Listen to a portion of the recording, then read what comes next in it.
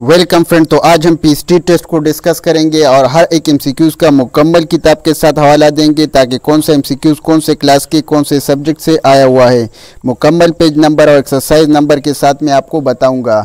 तो मैं आज आपका ये कन्फ्यूजन दूर ही कर दूंगा कि पीटी, पीएसटी, टीटी और सीटी टेस्ट के स्क्रीनिंग और कंप्यूटर बेस्ड टेस्ट के एमसीक्यूज़ कहाँ से आते हैं। तो जिस तरह आप स्क्रीन पर देख सकते हैं कि ज़्यादातर एमसीक्यूज़ सूबा खैबर पख्तूनख्वा के गवर्नमेंट स्कूलों के जो टेक्स्ट बुक्स है वहाँ से आते हैं, लेकिन कुछ एमसीक्यूज़ ऑनलाइन एक वेबसाइट है वहाँ से आते हैं, तो वो भी मैं आपको बता दूंगा। तो इसका ओरिजिनल पेपर का लिंक भी मैं नीचे डिस्क्रिप्शन में दूंगा, आप वहाँ जाकर इसको भी देख सकते हैं। इसका ओरिजिनल पेपर अगर मैं आपको दिखा दूंगा तो वो इस तरह दिखाई देगा,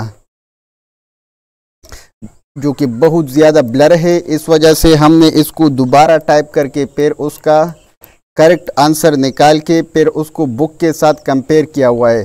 तो बहुत ज़्यादा मेहनत लगता है इस तरह की वीडियो बनाने में। तो इसके बदले आपसे एक रिक्वेस्ट है कि इस चैनल को सब्सक्राइब कीजिए और अगर ये वीडियो अच्छा लगे तो वीडियो भी लाइक कीजिए। तो मैं हूँ अब्दुल बासित और आप देख रहे हैं तालीम एक्सपर्ट यूट्यूब चैनल। तो पहले जो 12 एमसीक्यूज़ है वो एक ऑनलाइन वेबसाइट है वहाँ से लिए गए हैं। तो लास्ट में मैं आपको वो सारे एमसीक्यूज़ एक साथ हल करके वो ऑनलाइन वेबसाइट भी बताऊंगा। तो हम एमसीक्यूज़ नंबर 13 से स्टार्ट करेंगे। जिस तरह मैंने आपको बता दिया कि पहले 12 एमसीक्यूज़ जो है वो मैं लास्ट में आपको हल करके बताऊँगा और वो ऑनलाइन वेबसाइट भी मैं आपको बताऊँगा कि वो पहले 12 एमसीक्यूज़ कौन से वेबसाइट से लिए गए हैं। तो हम एमसीक्यूज़ नंबर 13 से स्टार्ट करेंगे। MCQs number 13. What is the solution of 3 into y minus 2 plus 4 into y minus 3 is equal to 5y plus 14 minus 4 into y minus 8 is? तो इसका ऑप्शन है 32/3। अगर बुक रेफरेंस की बात कर लीजिए तो ये 6th class mathematics review exercise का क्वेश्चन नंबर 4 है और वहाँ का जुज नंबर जी है, चैप्टर नंबर 7 पे अवेलेबल है और पेज नंबर 137 पे है। ठीक है, हमने वहाँ का स्क्रीनशॉट लेके एग्जैक्टली ये एमसीक्यूज़ है ये। ठीक है, अगर सोल्यूशन की बात कर लीजिए तो 3 को हम y माइनस 2 से ज़रब देंगे, 4 को y माइनस 3 से ज़रब देंगे, फिर उस साइड पे 4 को y माइनस 8 से ज़रब देंगे। मल्टीप्लिकेशन के बाद इस तरह का क्वेश्चन हमारे पास बन जाएगा। फिर हम उसको कंबाइन करेंगे और कम्बिनेशन से इस तरह हो जाएगा। ठीक है, फिर हम y को इस साइड पे लेके आएंगे और कांस्टेंट वाले इस साइड पे। फिर y चूँकि 6 से मल्टीप्लिकेशन पे है तो उस साइड पे ये डिवीजन में आ जाएगा। 64 को अगर 6 से डिवाइड कर लीजिए तो हमारे पास 32/3 he is the correct option, जिस तरह ऑप्शन नंबर बी है। MCQ number 14। MCQ number 14, a garden is 75 centimetre long and 82 centimetre wide. A 5 centimetre wide road is made all around the inside of the garden, find the area of the road. तो MCQ ज़रा tricky है, आपने इस diagram से समझाना है। ठीक है, समझना है। तो अगर हम टोटल रेक्टेंगल का विड्थ 82 सेंटीमीटर है और लेंथ 75 सेंटीमीटर है, उसके इर्द गिर्द 5 सेंटीमीटर का एक रोड बना हुआ है। तो अगर 5 सेंटीमीटर उस साइड से, 5 सेंटीमीटर उस साइड से, ठीक है, तो इनर गार्डन जो है उसका एरिया हमारे पास लेंथ और विड्थ दोनों में 10-10 सेंटीमीटर कम हो जाएंगे, क्योंकि 5 सेंटीमीटर उस साइड से, पाइप उस साइड से, पाइप इस साइड से, पाइप इस साइड से। तो इनर गार्डन का जो लेंथ और विड्थ है वो 75 की जगह 65 आ जाएगा और 82 की जगह 72 आ जाएगा। ठीक है, तो अगर बुक रेफरेंस की बात कीजिए तो 6th क्लास मैथमेटिक्स पेज 147 पे अवेलेबल है। क्वेश्चन नंबर 5 है, एक्सरसाइज 8.2 है और हमने वहाँ का स्क्रीनशॉट भी लेके यहाँ पे पेस्ट किया हुआ है। अगर आपको नहीं दिखाई दे रहा है तो इस पेज पे आप विज़िट कीजिए बुक में। कैलकुलेशन का तरीका ये है कि गार्डन का जो एरिया है वो लेंथ एंड टू वेट का बराबर है। लेंथ 75 है, वेट 82 है, तो 75 into 82 is equal to 6150 centimetre square.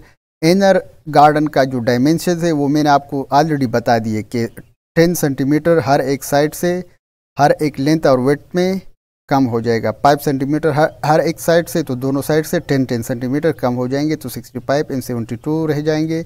और इन दोनों को अगर हम मल्टीप्लिकेशन पे देंगे तो ये 4680 का बराबर होगा। फिर हम बैरूनी वाला जो रेक्टेंगल है उससे अंदरूनी वाला सब्ट्रैक्ट कर लेंगे, माइनस कर लेंगे, तो ये वाला हमारे पास रह जाएगा। और यही हमसे MCQs में पूछा गया है। ठीक है, तो 1470 सेंटीमीटर स्क्वायर, ठीक है। तो ये है करेक्ट ऑप्शन है। MCQ number 15, the ratio of A to B is 8:9 and B to C is 4:9. Find the continued ratio A to B and C।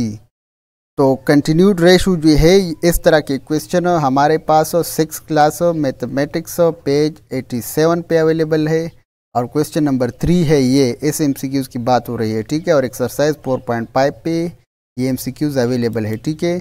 वहाँ से हमने क्वेश्चन नंबर 3 एग्जैक्टली स्क्रीनशॉट वहाँ से लेके यहाँ पे पेस्ट किया हुआ है। ये वहाँ का MCQ नंबर क्वेश्चन नंबर 3 है, सॉरी। तो कैलकुलेशन का तरीका है उसका ये है कि A और B रेशो C, तो B दोनों में कॉमन है ना, 9 और 4 का हम फिर LCM निकालेंगे। LCM 4 और 9 का 36 हो जाएगा, क्योंकि फिर A रेशो B 8:9, तो A रेशो B 8:9, 9 का हम LCM क्या है 36। तो इस तरह के हिंसे से हम मल्टीप्लिकेशन देंगे दोनों को कि ये 9 36 बन जाएगा, और ये है 4।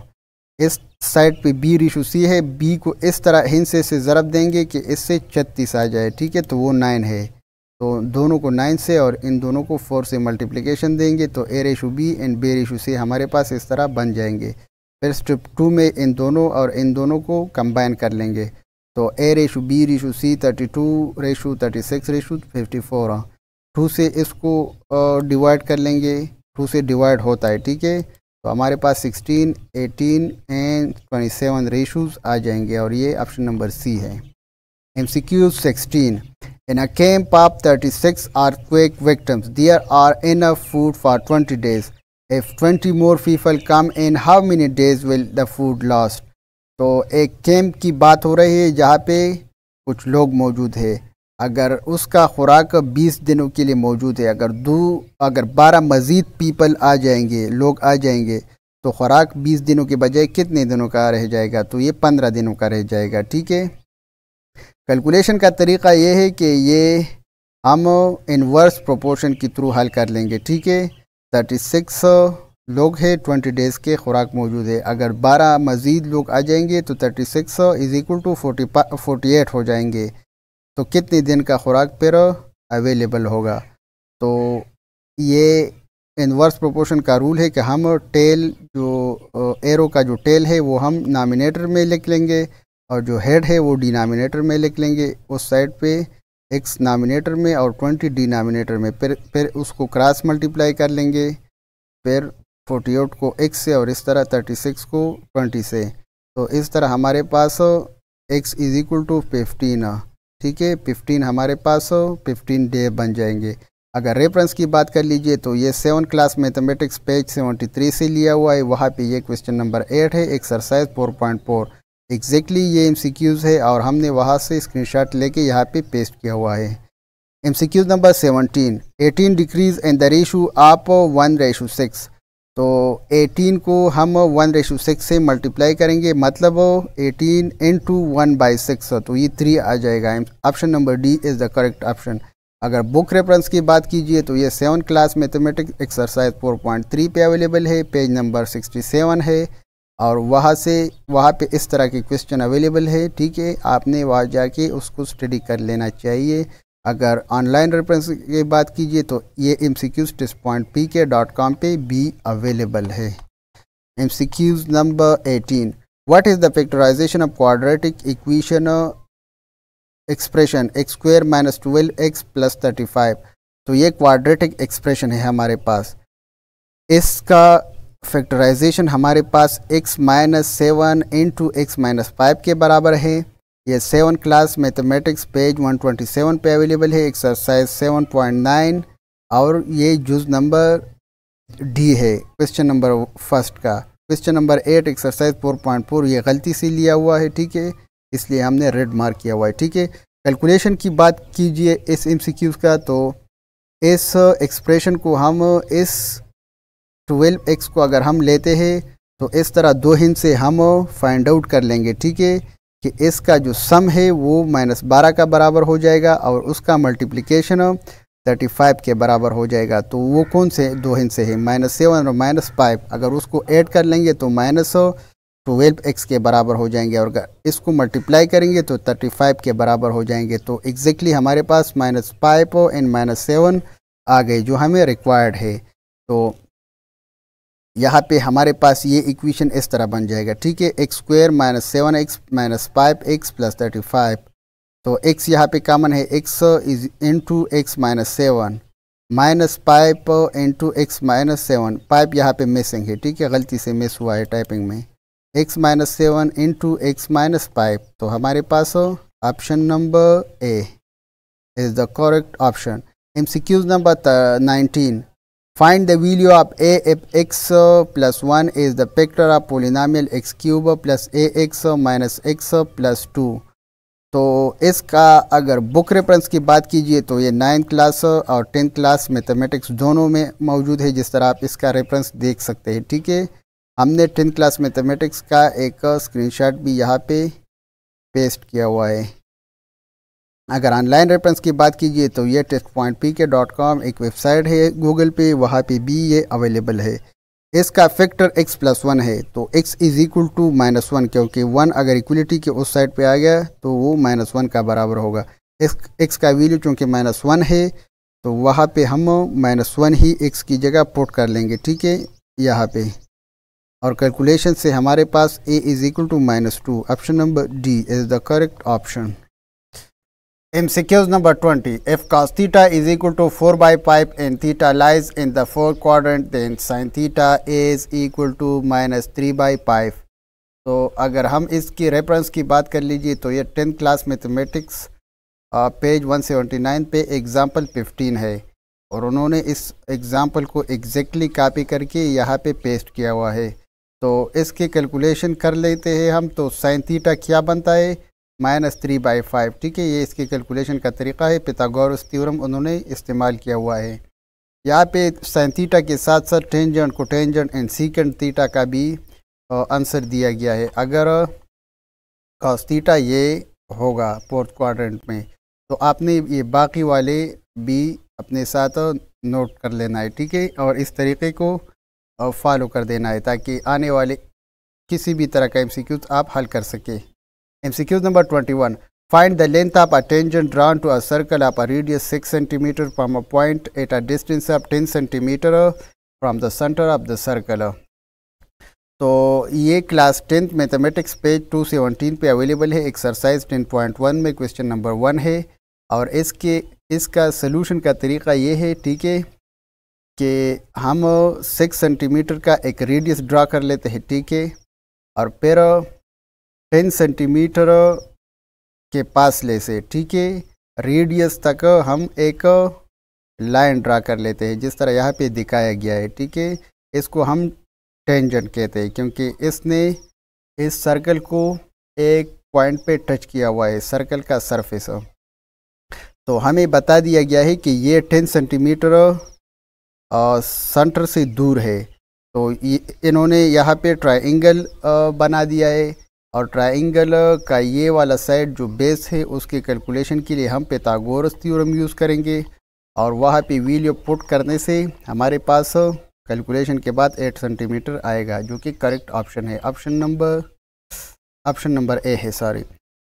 MCQ number 22, who was the prime minister of India at the time of 1965 war.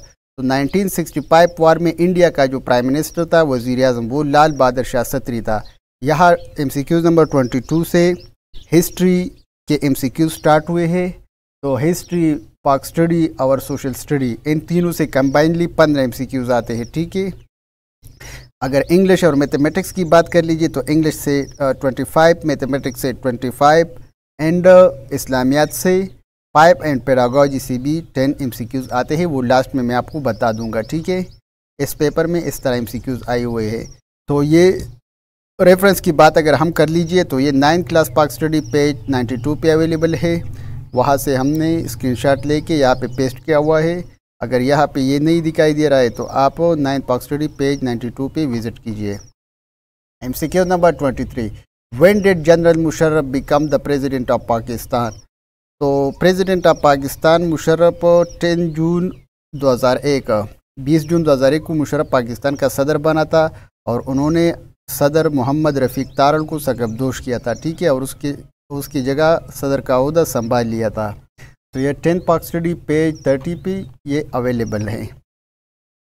In which international organization do Pakistan and China offer share the same stance. तो पाकिस्तान और चाइना ने यूएन के जो ऑर्गेनाइजेशन है, यूएन का जो ऑर्गेनाइजेशन, वहाँ पे पाकिस्तान और चाइना दोनों ने एक जैसा स्टांस लिया हुआ है। और ये 8 क्लास तारीख़ का जो बुक है ये पेज 101 पे अवेलेबल है। On different issue Pakistan and China है सेम स्टांस इन यूएन, ठीक है, ये आप पढ़ लीजिए। 25 what is considered essential for the country industrial development. तो कंट्री की इक़्तिसादी डेवलपमेंट के लिए, इंडस्ट्रियल डेवलपमेंट मतलब इक़्तिसादी डेवलपमेंट के लिए हमारे पास मादनी वसाइल या रॉ मटेरियल चाहिए। तो ये क्लास 10th पाक स्टडी पेज 73 पे अवेलेबल है। किसी भी मुल्क की सनअती तरक्की में मादनियात अहम किरदार अदा करती है। वैसे अगर मैं आपको सजेशन दूंगा, मशवरा दूंगा, तो 9th और 10th पाक स्टडी से बहुत ज़्यादा MCQs आते हैं, ठीक है। तो 9th और पाक स्टडी आप ज़रूर 9th और 10th पाक स्टडी ज़रूर स्टडी कीजिए। 26 who was replaced by Lord Mountbatten as viceroy of India. तो लॉर्ड माउंटबेटन की जगह लॉर्ड डेवल की जगह 3 जून मंसूबा 1947 के बाद वाइसराय लॉर्ड डेवल को वापस बुलाकर उसकी जगह लॉर्ड माउंटबेटन को वाइसराय मुकर्रर किया गया था। तो लॉर्ड डेवल को रिप्लेस किया गया था लॉर्ड माउंटबेटन से, ठीक है। ये 9th पाक स्टडी पेज 29 से लिया हुआ है, वहाँ का स्क्रीनशॉट हमने यहाँ पे पेस्ट किया हुआ है। 27 fermentation occur only in oxygen free in aerobic condition, which one of the following is key characteristic of fermentation। तो फर्मेंटेशन जो है वो ऑक्सीजन के गैर मौजूदगी में होता है और इसको एनएरोबिक कंडीशन कहते हैं। और इसका की कैरेक्टरिस्टिक ये है कि ये शुगर या कार्बोहाइड्रेट को एसिटिक एसिड और अल्कोहल में कन्वर्ट कर देता है। ये 9 जनरल साइंस पेज 62 से लिया हुआ है, वहाँ का स्क्रीनशॉट मैंने पेस्ट किया हुआ है। वहाँ पे इस तरह लिखा हुआ था, it is the process of using yeast और बैक्टीरिया टू कन्वर्ट शुगर और other carbohydrates into either acid और अल्कोहल, ठीक है। ये 6th क्लास जनरल साइंस पे भी अवेलेबल था, वहाँ पेज 138 पे था। तो हमने दोनों का रेफरेंस आपको यहाँ पे दिया हुआ है। Page MCQ number 28 which one of the following is a physical property of matter. तो मैटर का एक फिजिकल प्रॉपर्टी होता है, एक केमिकल प्रॉपर्टी होता है। तो यहाँ पे हमारे पास केमिकल प्रॉपर्टी जो होता है reactivity, flammability, toxicity, ability to oxidise in combination. तो ये तीनों तो क्या हो गए, केमिकल प्रॉपर्टीज़ हो गए। और हमारे पास जो फिज़िकल प्रॉपर्टीज़ है वो ये है कंडक्टिविटी एटसेट्रा। तो यहाँ पे तो फिज़िकल प्रॉपर्टी का पूछा गया है, तो option number C conductivity is the correct option. और रेफरेंस की बात कर लीजिए तो 7th class general science page 47 पे ये हमने वहाँ का स्क्रीनशॉट लेके यहाँ पे पेस्ट किया हुआ है, ठीक है। MCQ number 29 ability to be hammer into sheet is called malleability, which one of the following metal is most malleable. तो gold is the most malleable element in the world. ये 7th class general science page 49 का screenshot हमने लिया हुआ है और यहाँ पे ये मौजूद था। MCQ number 30 in the carbon dioxide the correct process for determining the formula is which one of the following. तो कार्बन डाइऑक्साइड के लिए जो फार्मूला का तरीक़ाकार है ये 7th class general science page 69 पे मुख्तलिफ स्टेप्स मौजूद थे 5। तो इसमें 2 नुमाया स्टेप्स जो थे, cross valency of both the element, cross the valency and valency can be simplified, और फिर उसको सिंप्लीफाई करना है। तो आपने 7th क्लास जनरल साइंस का पेज 69 ज़रूर देखना है इस MCQs के लिए। Page number MCQ number 31 main ingredient in yogurt is milk, type of milk use depend upon the type of yogurt. Yogurt का जो सबसे इम्पॉर्टेंट इंग्रेडिएंट होता है वो क्या होता है, वो मिल्क होता है। और जिस टाइप का मिल्क इसमें यूज़ होगा योगर्ट उस पर डिपेंड कर लेगा। Skim milk is use for which one of the following yogurt. तो स्किम मिल्क से जो योगर्ट हम बना लेते हैं दही, ठीक है, तो उस दही को हम क्या कहते हैं, तो उसको नॉन फैट योगर्ट कहते हैं, ठीक है। और ये इसलिए क्योंकि स्किम मिल्क में फ़ैट का जो कंटेंट है वो बिल्कुल ज़ीरो होता है। अगर रेफरेंस की बात कीजिए तो ये testpoint.pk.com से लिया हुआ है। उसका बुक का रेफरेंस इस एमसीक्यूज़ का हमें नहीं मिला है। वैसे अगर आपको पता है तो कमेंट सेक्शन में बता दीजिए कि एमसीक्यूज़ कौन से बुक के कौन से पेज से लिया हुआ है।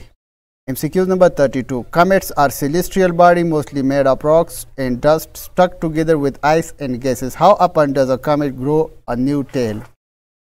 तो कमेट्स जो होता है वो न्यू टेल उस टाइम ग्रो कर देता है जब ये सूरज के करीब होता है। एवरी टाइम, हर एक बार जब ये सूरज के करीब होता है तो ये एक नया दुम बना लेता है, ठीक है। और ये 6th class general science page 157 पे अवेलेबल था। एग्जैक्टली वहाँ से उन्होंने ये स्टेटमेंट कॉपी किया हुआ है, ठीक है। Comets are celestial body mostly made of rocks and dust stuck together with ice and gases come grow new tail each time they get close to the sun, ठीक है। अगर ये आपको नहीं दिखाई दे रहा है, बार बार मैं आपको कहता हूँ, ये कंसर्न पेज आप विजिट कर लीजिए। MCQ number 33. What is balance chemical equation for the following reaction? A, B और D ये तीनों अनबैलेंस्ड है। C नंबर जो है ये बैलेंस केमिकल इक्वेशन है, रिएक्शन है। और ये 8th class general science page 77 and 79 पे केमिकल इक्वेशन एंड बैलेंसिंग का जो टॉपिक है आप वो पढ़ लीजिए। MCQ number 34. On which date was the UDHR United Nation and human rights officially presented to the world? तो यह 10 दिसंबर 1948 को दुनिया के सामने पेश हुआ था। ये एलामिया 10 दिसंबर 1948 को दुनिया के सामने पेश किया गया। 5वीं क्लास का जो माशरती उलूम है सोशल स्टडी, इसके पेज नंबर 5 पे ये अवेलेबल है। वहाँ का स्क्रीनशॉट हमने यहाँ पे पेस्ट किया हुआ है। MCQ number 35. What material was the earliest coin in the subcontinent made of? Subcontinent मतलब बरसगीर में सबसे पहला जो करेंसी बना था वो किसका था? तो वो सिल्वर का था, मतलब चांदी का था। और ये भी 5वीं क्लास माशरती उलूम सफ़ा नंबर 114 पे अवेलेबल है। इस तरह इसमें लिखा हुआ था 6वीं सदी में ये सिक्के के चांदी से बनाए जाते थे, ठीक है। MCQ number 36. What is the highest peak of Himalaya in Pakistan? तो पाकिस्तान में हिमालय का जो सबसे हाईएस्ट पीक है वो नांगा पर्वत है। कीटू कोह कुराकुरम का सबसे लंबा चोटी है, ठीक है। ये 5th class social study page number 72 पे अवेलेबल है। कोह हिमालय इसकी बुलंद तरीन चोटी नांगा पर्वत है। MCQ number 37. What major national movement did Maulana Mufti Mahmood join in 1944? मौलाना मुफ्ती महमूद ने कौन सा ऐसा तहरीक ज्वाइन किया था 1944 में? तो उसने क्विट इंडिया मूवमेंट ज्वाइन किया था। क्विट इंडिया मूवमेंट का मतलब था हिंदुस्तान छोड़ो। तो मौलाना मुफ्ती महमूद ने 1944 में हिंदुस्तान छोड़ो तहरीक में हिस्सा लिया था। और ये भी हमारे साथ सोशल स्टडी 4th क्लास की पेज नंबर 71 पे अवेलेबल है, आपने वहाँ जाके उसको देखना है। MCQ number 38. Where did Bahadur Shah Zafar die after being exiled by the British? British ने जब बहादुर शाह जफर को बेदखल किया था तो वो कहाँ पे मर गया? तो वो रंगून, ये म्यांमार का एक खार है, शहर है बुर्मा का, वहाँ पे उसने अपनी ज़िंदगी की आखिरी रातें गुजार लिए। तो ये 8वीं क्लास की तारीख़ का जो बुक है हिस्ट्री, उसके पेज नंबर 7 से लिया हुआ है। वहाँ का स्क्रीनशॉट हमने आपके सामने यहाँ पे पेस्ट किया हुआ है, ठीक है। MCQ number 39. Who evaluated the success of Hood dispatch? तो वुड का जो डिस्पैच था वो मैक्ले कमेटी ने इवाल्वेशन किया था। और ये 8वीं क्लास की हिस्ट्री पेज 10 एंड 11 पे अवेलेबल है, वो भी हमने आपके सामने यहाँ स्क्रीनशॉट पेस्ट किया हुआ है। MCQ number 40. What was Shah Waliullah's real name? Shah Waliullah का रियल नेम जो था वो कुतुबुद्दीन था। और ये हमारे 8वीं क्लास का जो हिस्ट्री का बुक है उसके पेज नंबर 20 पे अवेलेबल है। Shah Waliullah born on 20 February 1703. His real name was Qutbuddin, but later on he known as Shah Waliullah due to his piety. 41. Who was the founder of Mohammedan Anglo-Oriental School? तो Mohammedan Anglo oriental school जो है वो सैयद अहमद ख़ान ने 1875 में कायम किया था, ठीक है। और ये 5th class social study page 47 पे अवेलेबल है। MCQ number 42.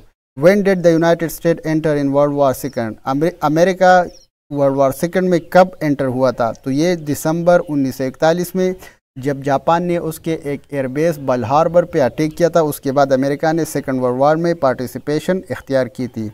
MCQ number 43, which principle of curriculum is reflected in Herbert Spencer idea that literature, music and art should occupy the relaxation part of education as they are associated with relaxation part of life. तो Herbert Spencer का जो idea था कि हमें education में literature, music और art को भी बतौर रिलैक्सेशन या एंटरटेनमेंट शामिल कर देना चाहिए, तो वो उसका प्रिंसिपल ऑफ प्लेजर था। ठीक है, और ये रेफरेंस की बात कर लीजिए इस MCQ का, तो ये testpointpk.com वेबसाइट पे अवेलेबल है। ठीक है, वहाँ से ये लिया गया है। MCQ number 44, MCQ number 44, curriculum development is a dynamic process that requires continuous research for its improvement. Which of the following is also essential for its betterment? तो करिकुलम डेवलपमेंट जो है ये एक डायनामिक प्रोसेस है, time के साथ साथ इसमें कुछ न कुछ तब्दीली होती रहती है। तो ये पीरियाडिक इवैल्यूएशन के थ्रू हम इसको डायनामिकली कंटिन्यू करते हैं। और ये रेफरेंस की बात कर लीजिए इस MCQ का, तो ये testpointpk.com से लिया हुआ है। Periodic evaluation help assess the effectiveness and relevance of the curriculum. MCQ number 45, which branch of physiology focuses on the agents and significance of values? तो फिलासफी का वो ब्रांच जो विलियो के सिग्निफिकेंस की बात करते हैं तो वो एक्सियोलॉजी है। ठीक है, एक्सियोलॉजी ब्रांच दैट स्टडी विलियो, जबकि एपिस्टेमोलॉजी स्टडी ऑफ नॉलेज है।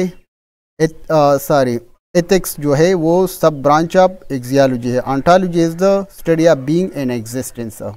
46, विच punctuation is use for making contraction? तो कॉन्ट्रैक्शन के लिए हम एपोस्ट्रोफी यूज़ कर लेते हैं।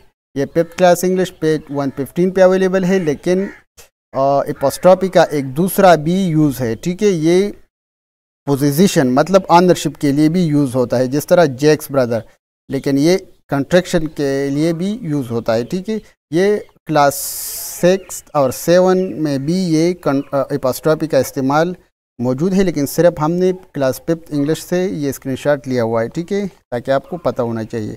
MCQ number 47, he has little intelligence, name of the type of adjective? तो लिटल हमारे पास एडजेक्टिव है द क्वालिटी एडजेक्टिव, क्योंकि लिटल यहाँ पे अमाउंट को रिप्रेजेंट कर देता है और स्मॉल क्वांटिटी फिर ये हो गया। ठीक है, तो ये क्वांटिटी एडजेक्टिव है।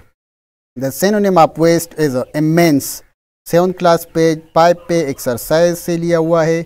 वहाँ पे इस तरह की बहुत से वोकेबलरी था, vast, spare, effort, great, hardship, grieve and interest वगैरह, इस तरह की वोकेबलरी अवेलेबल थे, तो ये वहाँ से लिया हुआ है। लेकिन ये 9th क्लास पेज 27 पे जो वोकेबलरी मौजूद है ना, वहाँ से भी वेस्ट का मीनिंग मौजूद है, extremely large in area, size और अमाउंट, और इसको हम इमेंस भी कहते हैं।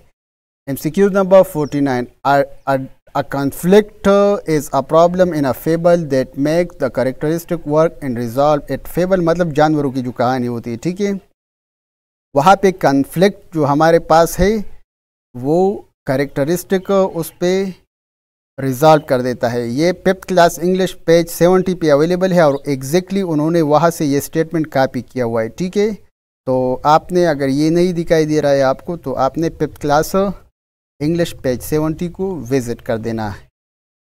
The frog heart dash while playing, the frog heart itself. ठीक है, ये एप्रोप्रिएट रिफ्लेक्सिव प्रोनाउन है, ये भी 5th क्लास इंग्लिश पेज 73 पे अवेलेबल है, और वहाँ पे एग्जैक्टली ये इस तरह अवेलेबल था, the frog heart itself while flaying. तो इटसेल्फ उन्होंने स्किप किया हुआ था, और ये रिफ्लेक्सिव प्रोनाउन है। ठीक है, तो आपने ये पेज भी इस MCQs के लिए देखना है।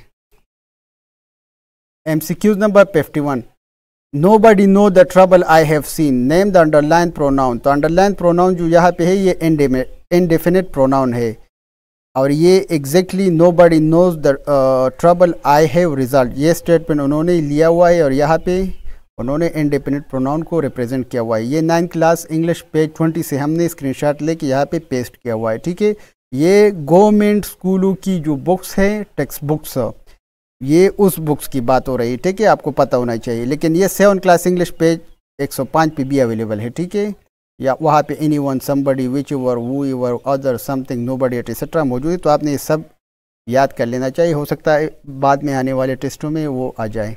आई found the door open, I went inside. तो 52 MCQs जो है इसमें option number C, finding the door open, I went inside, ये भी testpointpk.com वेबसाइट से लिया हुआ है। उसका ऑनलाइन रेफरेंस मैंने आपको बता दिया, वैसे बुक रेफरेंस इसका मुझे नहीं मिला। ठीक है, अगर आपको पता है तो कमेंट सेक्शन में उसका बुक रेफरेंस भी हमें बता दीजिए पेज नंबर के साथ।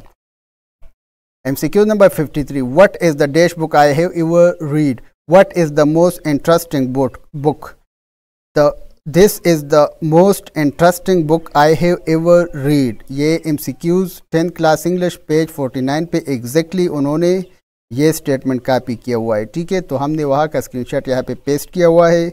और मोस्ट इंटरेस्टिंग यहाँ पे इसलिए सुपरलेटिव डिग्री करेक्ट है क्योंकि अगर एडजेक्टिव से पहले द आ जाए तो हम यहाँ पे हमेशा सुपरलेटिव डिग्री ही लगाते हैं। MCQ number 54, a motorcycle can cover a distance of 62 kilometre in 5 litre of petrol, how many kilometre will it cover in 6 litre. अगर एक मोटरसाइकिल है हमारे पास, ये 62 किलोमीटर 5 लीटर के पेट्रोल पर कवर कर दे, 6 लीटर के पेट्रोल पर ये कितना फासला कवर कर लेगा, तो ये 74.4 किलोमीटर का फासला कवर कर लेगा। सलूशन का तरीका क्या है? सलूशन का तरीका ये है कि हम टोटल डिस्टेंस को टोटल लीटर पे डिवाइड कर लेंगे, उससे हमारे पास डिस्टेंस पर लीटर का वैल्यू आ जाएंगे और डिस्टेंस पर लीटर से हम 6 पे मल्टीप्लिकेशन देंगे तो 74.4 हमारे पास ये वैल्यू आ जाएगा। और ये 6 लीटर के लिए वैल्यू है कि 6 लीटर में इतना डिस्टेंस वो कवर कर लेगा। ये अगर रेफरेंस की बात कर लीजिए तो ये 7th क्लास मैथमेटिक्स पेज 73 से लिया हुआ है। एक्सरसाइज 4.4 पे अवेलेबल है इस तरह के क्वेश्चंस, लेकिन वैल्यू जो है यहाँ पे डिफरेंट है। यहाँ का जो वैल्यू है ये वहाँ पे डिफरेंट है, बाकी पैटर्न और क्वेश्चन बिल्कुल सेम टू सेम है। विच one of the following number is divisible by 2, 3 and 5। अगर चारों ऑप्शन को देख लीजिए तो ये 2 पे भी डिविजिबल है और 5 पे भी, क्योंकि लास्ट पे 0 है। लेकिन 3 पे कौन सा डिविजिबल है, तो वो हम इसके जो डिजिट्स है ना ये ऐड कर लेंगे। तो ये अगर हम ऐड कर लेंगे तो ये 21 के बराबर हो जाएंगे और 21 चूँकि 3 पे डिविजिबल है तो हम इसको कह सकते हैं कि ये 3 पे भी डिविजिबल है। अगर हम इनसे एक वैल्यू के ऐड कर लेंगे और वो 3 पर डिवाइड हो गए तो हम कह सकते हैं कि ये 3 पे डिविजिबल है। तो ऑप्शन नंबर बी। बाकी आप देख लीजिए वो डिविजिबल नहीं है 3 पे। ये ओल्ड क्लास का जो मैथमेटिक्स बुक है वहाँ से लिया हुआ है और ऑनलाइन रेफरेंस जो है वो brainly.com and testpointpk.com पे भी ये इस तरह के MCQs अवेलेबल थे। ठीक है, तो मैं आपको ओल्ड बुक सजेस्ट नहीं करूँगा, वैसे मुझे न्यू बुक में इसका रेफरेंस नहीं मिला तो मैंने ओल्ड बुक भी आपके सामने पेश किया, लेकिन आपने स्टडी करना है न्यू बुक्स, न्यू जो कोर्स है। ठीक है, ओल्ड कोर्स पे आप मत जाइए। MCQ number 56, what is the fourth common multiple of 8 and 24। तो 8 and 24 का जो फोर्थ कॉमन मल्टीपल है वो 96 है, क्योंकि 8 and 24 का जो LCM है वो 24 है। 24 को फर्स्ट से ज़रब देंगे 1 से तो वो फर्स्ट कॉमन मल्टीपल हो गया, 2 से ज़रब देंगे तो ये सेकंड कॉमन मल्टीपल हो गया, 3 से ज़रब देंगे तो ये थर्ड कॉमन मल्टीपल हो गया, अगर 4 से ज़रब देंगे तो ये फोर्थ कॉमन मल्टीपल हो गया और ये ऑप्शन नंबर सी है। MCQ number 57, what is the same of geometric shape that has one curve surface, no edges and no vertices.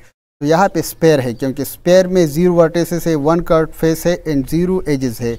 ये 6th क्लास मैथमेटिक्स पेज 153 से लिया हुआ है, लेकिन एग्जैक्टली ये 4th क्लास मैथमेटिक्स पेज 155 पे भी अवेलेबल है इस तरह के MCQs। MCQ number 58, find the minimum length of the ribbon which can be completely cut into pieces of length 45 cm, 75 cm, 85 cm without any leftover। अगर हमारे पास एक रिबन है उसकी ये वैल्यू है, ठीक है, तीनों की ये लेंथ है।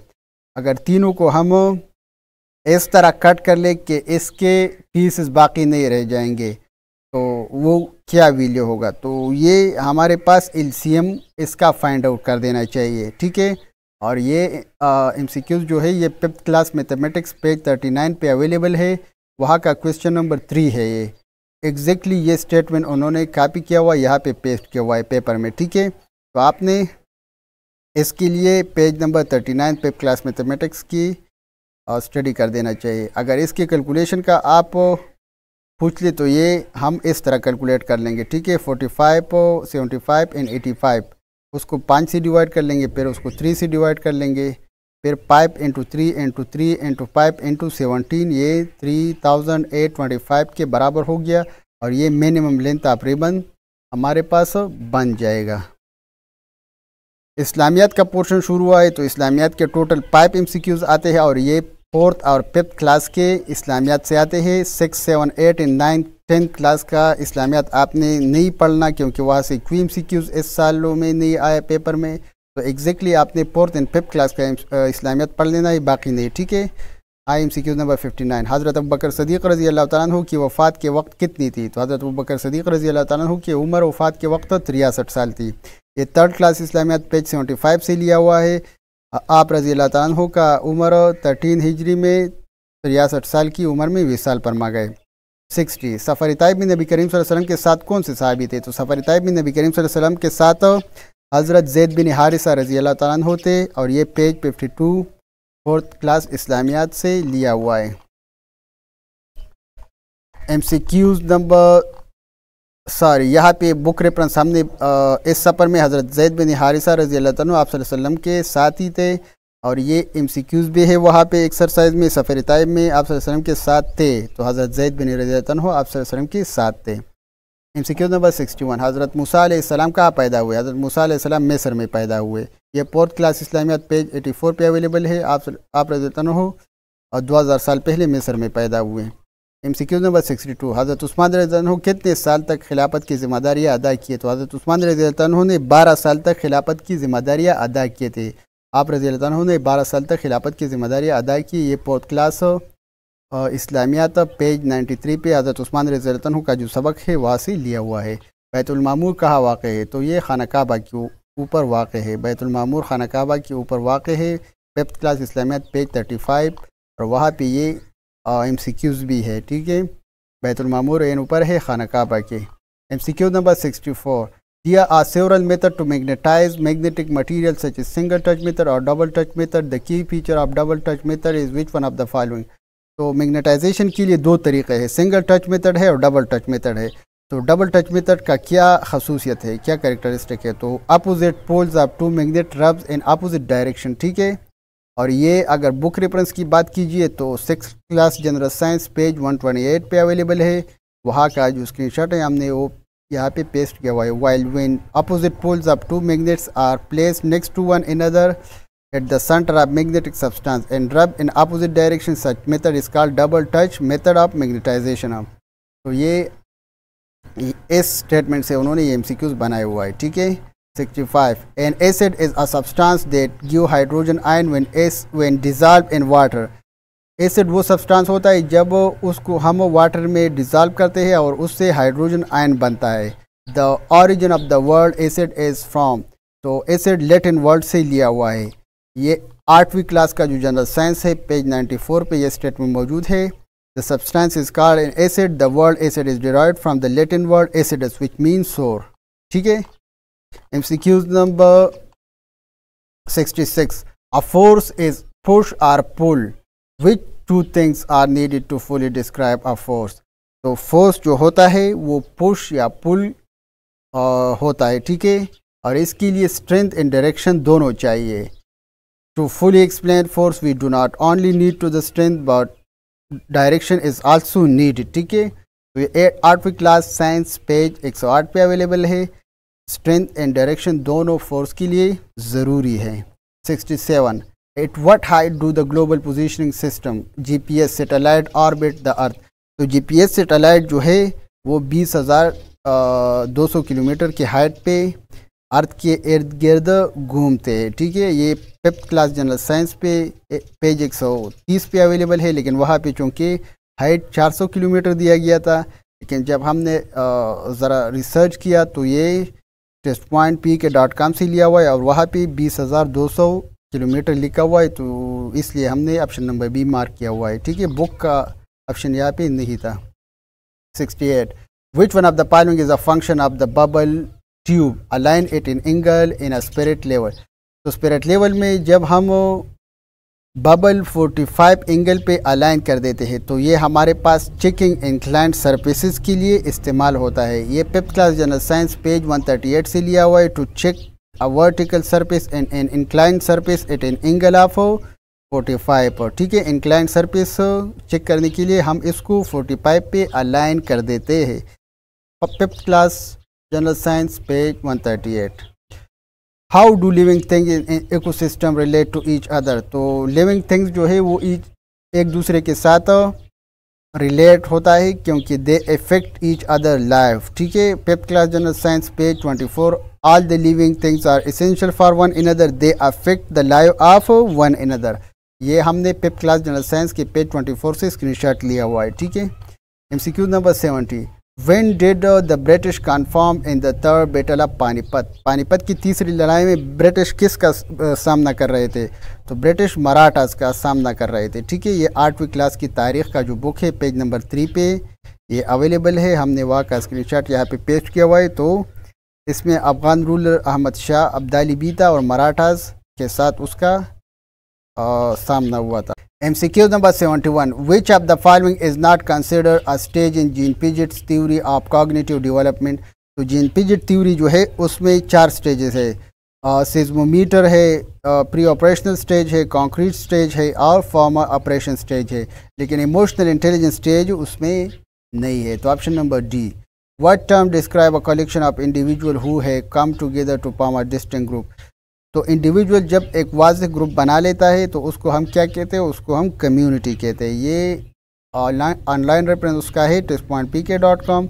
और कम्युनिटी जो है वो कलेक्शन है, मजमुआ है इंडिविजुअल का जो एक दूसरे के साथ एक वाज़ेह ग्रुप बना लेता है। MCQ number 73। Which of the following objectives is translation of goal into more specific direction of action। तो टेक्टिकल ऑब्जेक्टिव जो है ये हमारे पास are more specific than strategic goal and translate them into actionable steps. 74। Which of the following education is associated with recent international education movement that aim to improve people life by addressing their social and economic needs। तो recently जो international educational movement हुआ था, तहरीक हुआ था, ठीक है, तो इसमें इस बात पे जोर दिया गया है कि लोगों की जो इक़्तिसादी और इकनॉमिक वैल्यू है वो इम्प्रूव कर देना चाहिए। तो उसको हम वोकेशनल एजुकेशनल मूवमेंट कहते हैं। और उसमें लोगों को स्किल्ड प्रैक्टिकल स्किल और ट्रेनिंग की बात कर रही थी उस मूवमेंट में कि लोगों की जो मायारी ज़िंदगी है वो इम्प्रूव हो जाए। MCQ number 75। Who is credited with introducing the fundamental law of learning। तो फंडामेंटल लॉ ऑफ लर्निंग जो है वो एडवर्ड थॉर्नडाइक ने इंट्रोड्यूस किया था। 76। When a child cry often seeing other cry, this behavior is example of which of imitation। तो ये sympathetic imitation है, जब दूसरे रो रहे हैं और बच्चा उनको देख लेता है तो बच्चा भी रोने लगता है खुद ब खुद, तो उसको हम सिंपैथेटिक इमिटेशन कहते हैं। और ये testpointpk.com उसका रेफरेंस है इस MCQs का। 77। What type of reinforcement typically occur in an organism that has been previously conditioned in a specific manner। तो पहला जो निगेटिव reinforcement मौजूद होता है हम उसके बाद उसको रिमूव करके फिर एक डिज़ायर्ड रिस्पॉन्स लेते हैं। तो ये MCQs और testpointpk.com से लिया हुआ है, ठीक है। 78। In a library, 2/5 of the total book are hadith book, 2/4 of the remaining book are mathematics books, the 642 books remaining are the other subjects। Find the total number of book in the library। तो यहाँ पे ये अगर इस MCQs के reference की बात कर ले सबसे पहले तो ये 7th क्लास मैथमेटिक्स पेज 139 पे एग्जैक्टली ये अवेलेबल है। वहाँ का जो एक्सरसाइज 8.2 है उसमें क्वेश्चन नंबर 5 है ये, ठीक है। अगर सोल्यूशन की बात कर ले तो हम इसको इस तरह सोल्यूशन कर लेंगे, ठीक है, सॉल्व कर लेंगे। हदीस बुक है टोटल कितने 2 आउट ऑफ 5 और टोटल बुक हम x से रिप्रेजेंट कर लेंगे, ठीक है। तो 2 out of 5 into x is equal to x out of 5, 2x by 5। Remaining book कितने हैं तो टोटल से हम हदीस बुक माइनस कर लेंगे तो ये 3x बाई 5 हो जाएंगे। मैथमेटिक्स बुक्स कितने होंगे, ठीक है। तो मैथमेटिक्स बुक्स जो है वो हमारे पास 3 आउट ऑफ 4 है रिमाइनिंग बुक्स के, और रिमाइनिंग बुक्स हमारे पास 3x/5 है, तो ये 9x/20 हो गए, ठीक है। फिर उसको अदर सब्जेक्ट के साथ, अदर सब्जेक्ट से हम इसको माइनस कर लेंगे तो 3x/20 आ जाएंगे, और अदर सब्जेक्ट के जो बुक्स है वो कितने के बराबर है, 642 के बराबर हो जाएंगे। तो इस तरह कैलकुलेशन से हमारे पास ये 4280 बन जाएंगे, ठीक है। 79 how many significant figures are there in this figure. तो इस फिगर में हमारे पास 3 सिग्निफिकेंट फिगर्स है, और नॉन ज़ीरो से लेफ़्ट साइड पे जितनी भी ज़ीरो है वो सिग्निफिकेंट्स कैलकुलेट नहीं होंगे। तो यहाँ पे 3 is the correct option. 8th और 7th क्लास मैथमेटिक्स पे ये अवेलेबल है, वहाँ का स्क्रीनशॉट भी मैंने आपके साथ पेश किया हुआ है, ठीक है। और वहाँ पे 8वीं क्लास का जो पेज 6 है वहाँ पे ये एक MCQs भी है, ठीक है।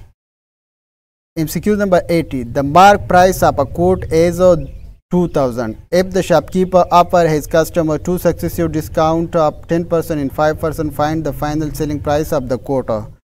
तो एक कोट है उसका प्राइस 2000 है, और दुकानदार इस पे एक बार 10% डिस्काउंट देता है, दूसरी बार उस पे 5% डिस्काउंट देता है, तो उसका सेलिंग प्राइस क्या होगा। तो उसका सेलिंग प्राइस हमारे पास कैलकुलेशन के बाद पता चल जाएगा, लेकिन रेफरेंस की बात कर लेंगे इसका। तो ये 8वीं क्लास मैथमेटिक्स पेज 43 पे एक एग्जांपल है, और उन्होंने वो एग्जांपल उठा के यहाँ पे पेस्ट किया हुआ है। तो टोटल प्राइस इसका कितना था, 2000। अगर 10% इस पे डिस्काउंट कर लेंगे तो 2000 का 10% डिस्काउंट 200 हो गए, तो 2000 से हम 200 माइनस कर लेंगे तो 1800 बन जाएंगे। लेकिन 1800 पे फिर उसने 5% का डिस्काउंट दिया, तो 1800 पर 5% डिस्काउंट 90 रुपये हो जाएंगे। 1800 से अगर 90 हम माइनस कर लेंगे तो 1710 बच जाएंगे। MCQ number 81, a die is rolled, what is the probability of the die dot on the top are greater than 2। तो 2/3 हो जाएंगे, ठीक है। ये MCQs मैंने काफ़ी ढूंढ लिया, लेकिन मुझे इसका रेफरेंस नहीं मिला, ठीक है, कि ये कौन से क्लास के मैथमेटिक्स से लिया हुआ है। अगर आपको पता है तो आप कमेंट सेक्शन में इस MCQs का रेफरेंस बता दीजिए मुझे, ठीक है। With page number 82, find 34 term of the given sequence -31 -21 -11 -1 and 30। तो इस तरह का एक पैटर्न है, ठीक है। उसका 34 टर्म क्या होगा।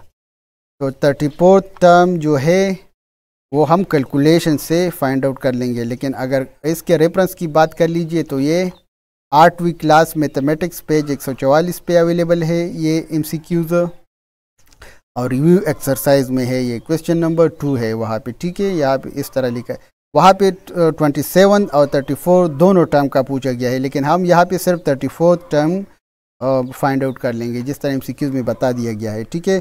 तो अगर हम दो कंसेक्यूटिव हिंसों के दरमियान डिफरेंस मालूम कर लेंगे तो ये 10 हो जाएंगे, ठीक है। और यहाँ और n टर्म का जो फार्मूला है वो ये है, d हमारे पास 10 आ जाएगा, और n की जगह हम टर्म पुट कर लेंगे, तो कैलकुलेशन से हमारे पास 299 आ जाएगा। यहाँ पे आप कंटिन्यूसली वैल्यू पुट कीजिए, ठीक है। n हमारे पास 34 टर्म है ना, ए हमारे पास -31 है, पहला जो हमारे पास टर्म है। n जो हमारे पास टर्म है 34 है, -1 एंड डिफरेंस 10 है।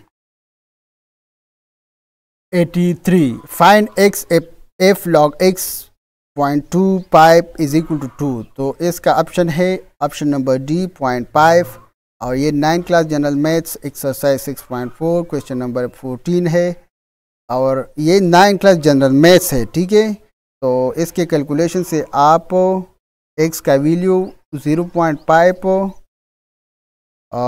फाइंड आउट कर लेंगे, ठीक है। वैसे आपने 9 10 class mathematics both general science in mathematics दोनों पढ़ना है, ठीक है। तो एक टीचर बनने के लिए बहुत सारा स्टडी करना पड़ता है इन दिनों, ठीक है। मैं ख़ुद भी हिस्ट्री टीचर हूँ, लेकिन इन दिनों बहुत ज़्यादा मेहनत करना पड़ता है। MCQ number 84 13/2 9 class mathematics page 112 exercise 4.4 question number 3 है वहाँ पे, और ये जुज़ नंबर 2 है। कैलकुलेशन का तरीक़ा हम यहाँ पे बताएंगे, ठीक है। रेफरेंस जो है मैंने आपको बता दिया है कि ये क्वेश्चन नंबर 3 का जुज़ नंबर 2 है, वहाँ का स्क्रीनशॉट मैंने यहाँ पे पेस्ट किया हुआ है। कैलकुलेशन इसका ये है कि ये फार्मूला है, ठीक है। यहाँ पे हम वैल्यू पुट कर लेंगे और फिर इसको कैलकुलेट कर लेंगे, तो ये 6.5 या 13/2 हो जाएंगे। MCQ number 85, which one of the following statement is true about the point A, B and C। A, B और C के बारे में अगर उसका वैल्यू ये है, ठीक है, 1, 2, B 3, 4 एंड C 0, -1, तो हमारे पास इससे जो ट्राइंगल बनेगा वो स्केलिन ट्राइंगल होगा, क्योंकि ये 9th क्लास मैथमेटिक्स पेज 224 पे एक्सरसाइज 9.2 क्वेश्चन नंबर 4 है, और वहाँ पे ये इस तरह लिखा गया है कि इस अगर पॉइंट्स ये हो गए तो हमारे पास इन वर्टिसेस से जो ट्राइंगल बनेगा वो स्केलिन ट्राइंगल होगा, ठीक है। 86, which of the following sentences need an explanation marks. तो यहाँ पे watch out there is a snake near the fireplace, इसके लिए एक्सक्लेमेशन मार्क की ज़रूरत है। बाकी B, C एंड D के लिए कोई एक्सक्लेमेशन मार्क की ज़रूरत नहीं, क्योंकि ये सिंपल सेंटेंसेस है। 7, identify the word with a short vowel. तो शॉर्ट वावल के लिए यहाँ पे अबाउट है, ठीक है। Short vowel sounds about, ball, shirt and read. Ball, shirt and read ये लॉन्ग वावल साउंड थे। ये क्लास 3rd इंग्लिश पेज 15 से लिया हुआ है, तो आपने उसको भी स्टडी कर लेना चाहिए, ठीक है। अगर आपने टीचर बनना है तो आप 3rd क्लास इंग्लिश से स्टार्ट करके 10th क्लास इंग्लिश तक ज़रूर पढ़ना है, ठीक है, क्योंकि इंग्लिश के 25 MCQs आते हैं, तो आपने इंग्लिश सही तरीके से रीड करना है। MCQ number 88, identify the word beginning with a vowel sound. तो वावल साउंड से जो शुरू होता है वो अम्ब्रेला है। ये testpointpk.com से लिया हुआ है, उसका बुक का रेफरेंस हमें वैसे मिला नहीं, ठीक है। अगर आपको पता है तो आप हमें बता दीजिए, ठीक है, हमें इसका बुक रेफरेंस नहीं मिला। Choose the nearest possible meaning of the word martyrdom out of the following. तो मार्टायरडम का जो मीनिंग है वो द डेथ ऑफ मार्टायर है, ठीक है। ये 4th class English page 8 vocabulary section से लिया हुआ है, ठीक है।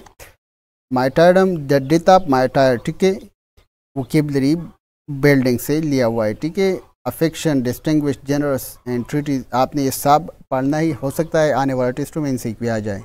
90, we went to dash Lahore museum. Choose the correct article. We went to the Lahore, ठीक है, यहाँ पे द आ जाएगा। We went to the Lahore museum, ये 5th क्लास इंग्लिश पेज 21 से लिया हुआ है।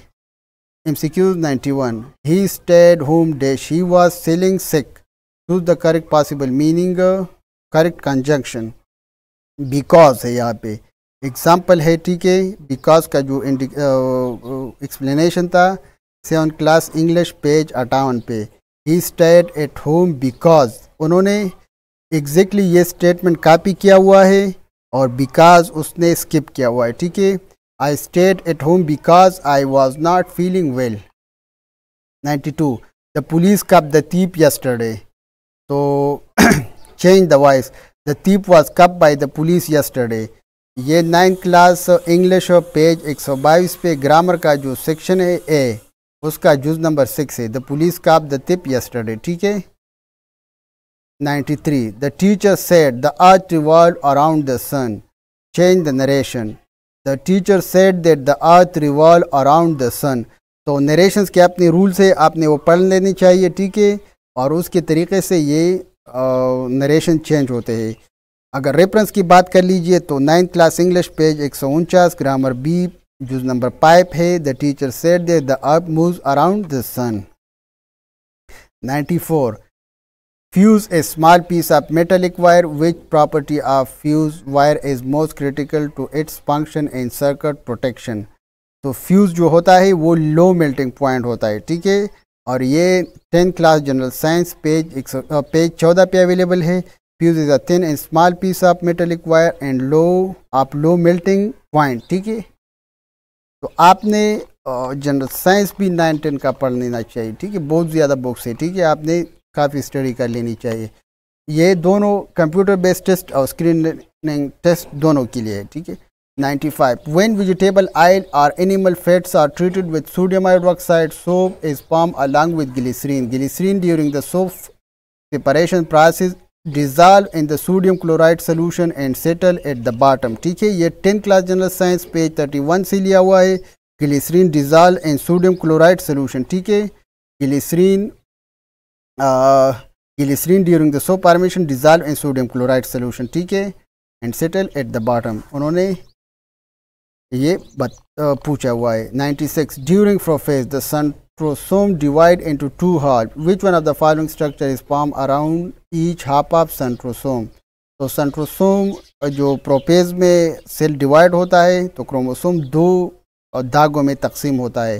तो एक दागे को हम क्या कहते हैं, आस्टर रेस, ठीक है। विच one of the following structure form around each half of the तो क्रोमोसोम के इर्द गिर्द आस्टर रेज बनता है। ये अगर बुक रेफरेंस की बात कर लीजिए तो 10th class general science page 62 से लिया हुआ है। During prophase the centrosome divide into two half and each half is surrounded by final fibre called astral rays. तो ऑस्ट्रल रेस उन्होंने मिस किया हुआ है, बाकी एग्जैक्टली ये स्टेटमेंट है इसका। MCQ number 97 in water treatment plant the second step is aeration। the purpose of aeration in water treatment is, तो वाटर ट्रीटमेंट में एरेशन का जो मतलब है वो remove dissolve iron and manganese, ठीक है। 10th class general science page 106 पे अवेलेबल है ये। Second step is aeration along with pre chlorination for removal of dissolve iron and manganese, removal of iron, removal of dissolve iron and manganese, ठीक है, removal of dissolve iron and manganese. ये 10th class general science page 106 पे available है। MCQ number 98 glasses is an amorphous solid material। the purpose of adding minor additive to the glass mixture during manufacturing is which one of the following। तो glass जो हमारे पास है वो एक amorphous solid है, ठीक है, और amorphous solid में हम माइनर एडिटिव ऐड कर लेते हैं। तो किस लिए, टू ऐड द कलर, और ये हमारे पास 9th class general science page 37 पे अवेलेबल है। हम ये एडिटिव उसमें ऐड कर लेते हैं ताकि कलर को इसमें ऐड कर दिया जाए, टू ऐड द कलर, ठीक है। 99 the uncontrolled nuclear reactions are dangerous to living beings because which one of the following. तो अनकंट्रोल न्यूक्लियर रिएक्शन जो है वो हमारे पास बहुत ज़्यादा ख़तरनाक है, क्योंकि इट इमिट्स, क्योंकि ये रेज खारिज कर देता है और ये कार्सिनोजेनिक है, कैंसर काज कर देता है, और डिफॉर्मेटिव रेडिएशंस भी है, ठीक है। इसका भी हमें बुक रेफरेंस नहीं मिला, अगर आपको पता है तो कमेंट सेक्शन में ज़रूर बता दीजिए। MCQ number 100 what does ultrasound imaging primarily relay on create image. तो अल्ट्रासाउंड इमेज किस तरह, अल्ट्रासाउंड इमेजिंग किस तरह इमेजेस बना देता है, तो साउंड वेव्स को इस्तेमाल कर देता है, उससे ये इमेजेस बना लेता है। तो 9th class general science page 123 पे ये अवेलेबल है। 9 और 10th क्लास जनरल साइंस आपने ज़रूर पढ़ लेना चाहिए, क्योंकि उससे बहुत ज़्यादा MCQs आते हैं इन पेपर्स में, ठीक है। Ultrasound is an imaging technique which use sound waves that are beam into the body causing return echo etcetera. तो ये हमारे पास 100 MCQs कंप्लीट हो गए, और हमारे पास जो पहले 12 MCQs रह गए थे, ठीक है, वो हम आपको एक साथ बताएंगे कि वो कौन से ऑनलाइन वेबसाइट से लिए गए हैं, ठीक है। तो स्टार्ट करते हैं MCQ नंबर 1 से, और पहले 12 MCQs को सॉल्व कर लेंगे।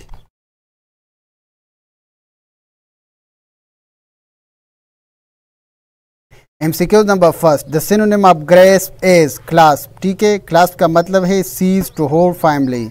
MCQ number 2 identify the denotative meaning of congested in the following option. तो कंजेस्टेड का मतलब है क्राउडेड, ठीक है, हजूम, एक्सट्रीमली फुल और crowded.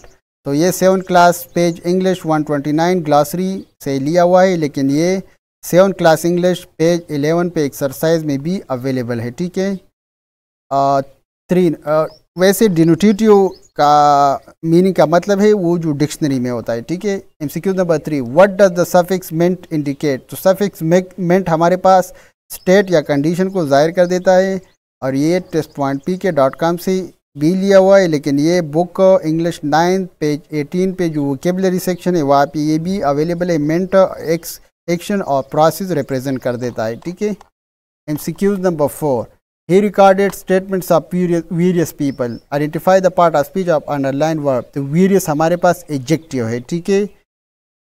5 which phrase is not example of alliteration. तो इलिट्रेशन जो है वो हमारे पास इनिशियल कॉन्सोनेंट साउंड जो होता है उसका रिपीटिशन को कहते हैं एक सेंटेंस में। पर्पल, पांडा, पेंट्स, पॉपेट। तो इसमें पी हमारे पास रिपीटेड है। Quick, quite, squirrel. तो यहाँ पे क्यों round and round the rock, तो यहाँ पे आर, लेकिन यहाँ पे क्वी रिपीटेड कॉन्सोनेंट नहीं है, तो option number A is not an alliteration. Reference हमारे पास 8 and 7 क्लास इंग्लिश है, ठीक है। ऑनलाइन रेफरेंस test.pk.com है। 6 number, which line contain auditory imagery, तो ऑडिटरी इमेजरी का मतलब है कि हमारे पास साउंड अगर हम सुन ले और उससे हम एक इमेज अपने जहन में बना लेते हैं तो उसको हम ऑडिटरी इमेजरी कहते हैं। The leaves crunch under the feet her. बाकी यहाँ पे हमारे पास टेस्ट इमेजरी है, ये हमारे पास विजुअल इमेजरी है वगैरह, ठीक है। और ये 9 क्लास इंग्लिश में जो इमेजरी का सेक्शन है वहाँ पे भी अवेलेबल है, लेकिन test.pk.com पे भी ये अवेलेबल है। Is the man a worker, choose the correct plural form of the sentence, are these man worker, ठीक है। ये 9 क्लास इंग्लिश पेज 51 पे एक्सरसाइज 6 है, उसका जुज नंबर 3 है, ठीक है। Is the man a worker, are these men workers, ठीक है। तो मैन हमारे पास मैन हो जाएगा, दिस दीज हो जाएगा और एज और आर हो जाएगा। MCQ number 8, you don't have to do this exercise, choose the correct modal form of the sentence, you need not to do this exercise. ये भी हमारे पास 9 क्लास इंग्लिश पेज 52 एक्सरसाइज 11 जूज नंबर 3 है। Exactly उन्होंने ये स्टेटमेंट कॉपी किया हुआ, ये MCQs, ठीक है। Do not, to and need not both express lack of necessity.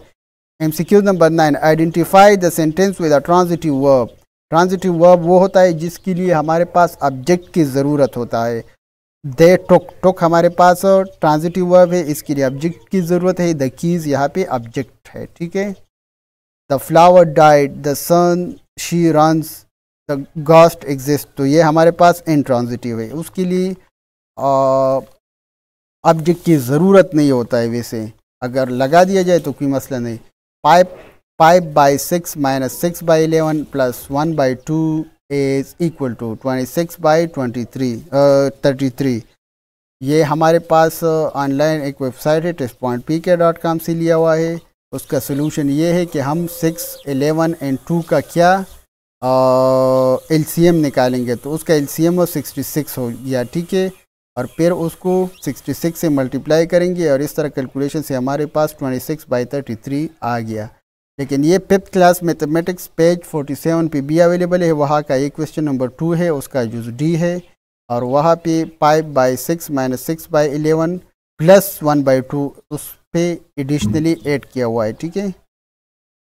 MCQ number 11, the area of rectangle is 96 metre square, if its width is 3 metre, find its length. तो एक rectangle है हमारे पास, उसका जो रेक्टेंगल का area है वो 96 metre square है, विड्थ हमारे पास 3 मीटर है, उसका लेंथ फाइंड आउट कर लेना चाहिए, ठीक है। तो लेंथ हमारे पास इस फार्मूले के थ्रू फाइंड आउट होगा। एरिया पुट कर लेंगे, विड्थ पुट कर लेंगे, लेंथ इसका 32 आ जाएगा। और इसका फार्मूला पेज 143 पे अवेलेबल है, 6 क्लास का जो मैथमेटिक्स है, ठीक है। इस तरह की बहुत सारे MCQs वहाँ पे हल कर दिए गए हैं। एग्जैक्टली ये MCQs वहाँ पे नहीं था, लेकिन वीडियो चेंज थे, ठीक है। MCQ number 12, what is the average of 9 even number from 2 to 18। 2 से लेके 18 तक का जो इवन नंबर है उसका एवरेज क्या है। तो सबसे पहले हम 2 से 18 तक का जितनी भी इवन नंबर है वो फाइंड आउट कर लेंगे।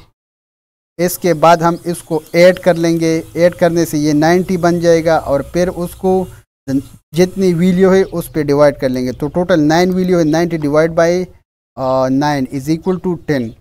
तो उसका भी हमें बुक रेफरेंस नहीं मिला है, test.pk.com का रेफरेंस हमने दिया है क्योंकि वहाँ पे MCQs ऑनलाइन अवेलेबल है। तो हमारे पास इस पेपर का मुकम्मल डिस्कशन कंप्लीट हो चुका है।